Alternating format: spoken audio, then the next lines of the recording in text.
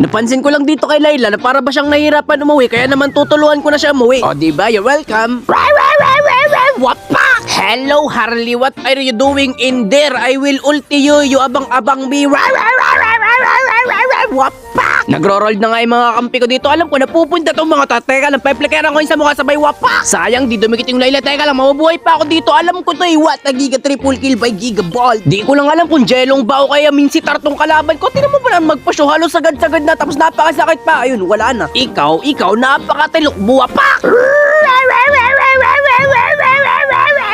Wapak! And another wapak! Ano? Sige, takbo! Hoy mga gigagi kayo, huwag kayong mag-surrender. Bote na lang, nag-cancel yung isa. Kasalanan kasi nitong main si Tartar na to. Wapak! Kulit-kulit mo kasi, push ka lang push para ka jelong wapak! Lo, i-report daw ako. Huwag niyo naman akong i-report man. Wala naman akong ginagawang tama. Ito, wapak! Gepar, pahabol ka dito sa akin. Naabangan ko yan dito sa bush. Ay na, what a Giga set by Giga Tigreal nga dito mga kaibigan. Sabay lilikurin ko dito si Aling Susan. Wapak! Wapak! At gusto nga rin dito sumunod ni Harley Cutie. Kaya naman binigyan ko siya ng tig-2 pisong Giga Kalto. At uwi dito si Tigreal. Kaya naman uultihan ko dito si Minzy Tar. Wapak!